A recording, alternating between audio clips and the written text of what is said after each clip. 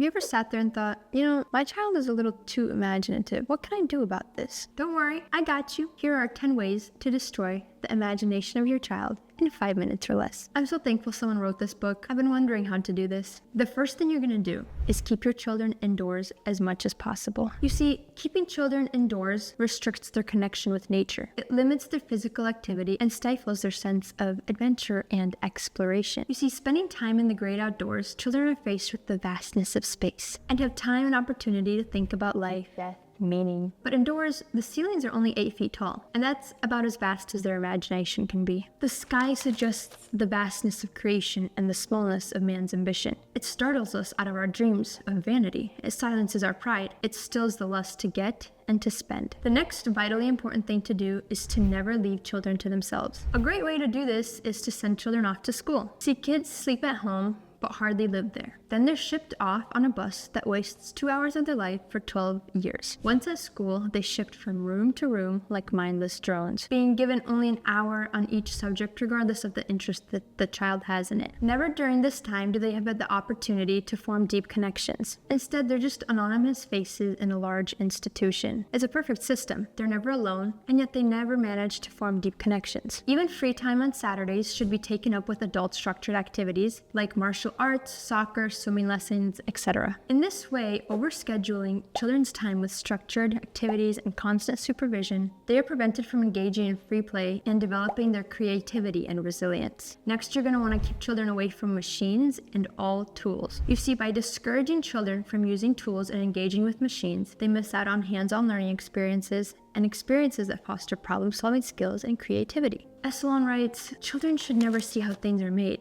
lest they develop a dangerous curiosity about how the world works. That would be dangerous indeed. Next, you're going to want to replace the fairy tale with political cliches and fads. Instead of exposing children to classic literature and fairy tales, you want to fill their minds with politically correct, trendy, and shallow content, which dulls their imagination and moral understanding. And your goal in the end is that they could not care less about art or history or even what is actually true. G.K. Chesterton once wrote that the trouble with people who do not believe in God is not that they believe in nothing, but that they will believe in anything. And so it's important that rather than giving students stories of deep heroism and full of archetypes, the modern books that you give them should be full of politically correct morality, cliches, and shallow characters. I know personally, I was given these types of books all throughout my schooling experience, and I'm so eternally grateful. I would have hated to have read classic literature full of deep things. Next, you want to make sure that you ridicule the heroic and patriotic. You see, ridiculing or dismissing stories of heroism, bravery, and patriotism discourages children from aspiring to greatness or developing a sense of honor or duty. It's easy to criticize and be a cynic. It's a lot harder to find things to admire or beauty to aspire to. Esselon writes, the past is dangerous, not least because it cannot go away. It presents to the young mind a vast field of fascination of war and peace, loyalty and treason, invention and folly, bitter twists of fate, and sweet poetic justice. The past makes claims upon our honor and allegiance, and then our plans for social control, for inducing the kind of amnesia that has people always hankering after what is supposed to be new, without asking inconvenient questions about where the desirable thing has come from and where it will take us, must fail. For a man with a past may be free, but a man without a past, never. And so, if we want to ensure that our young people grow up with the cramped imagination of a cynic, we should, if we cannot ignore the past completely, at least magnify the tarnish on those who came before us. The next important thing you're going to want to do is cut all heroes down to size. You see, by minimizing the achievements of great figures in history, literature, and mythology, children learn to see the extraordinary as ordinary, which will kill their sense of wonder and aspiration. Flippancy is to be indulged. It can accomplish remarkable feats with very little effort. Like a child that lights a match and destroys in one night a town hall that dozens of craftsmen and laborers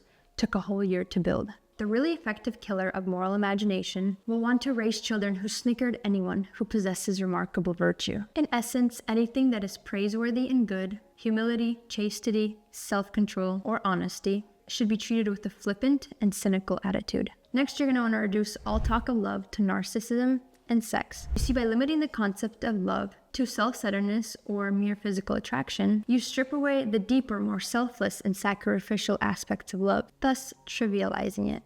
Esselon writes, teach children that love is nothing more than a transaction of desires, and they will never imagine the beauty of a love that gives without expecting anything in return. Next, you're going to level the distinctions between men and women. By ignoring or undermining the natural differences between the sexes, children lose their understanding of the complementary nature of men and women and the richness that this diversity brings to the human experience. After that, you're going to want to distract children with the shallow and the unreal. Fill a child's world with superficial entertainment, trivial distractions, and virtual realities to ensure that they are more concerned with the immediate and the inconsequential than the meaningful and the substantial. The constant distraction of screens and noise dulls the mind, leaving it incapable of sustained reflection or creative thought. When reality is replaced by shallow fantasy, the imagination withers, unable to distinguish between the meaningful and the meaningless. And last but not least, you're going to want to deny the transcendent. One of the most effective ways to stifle a child's creativity is to eliminate any sense of the transcendent, the idea that there is something beyond the material world that is greater and more mysterious. By denying the existence of the divine, the sacred, or anything that cannot be fully explained by science or logic, we strip the world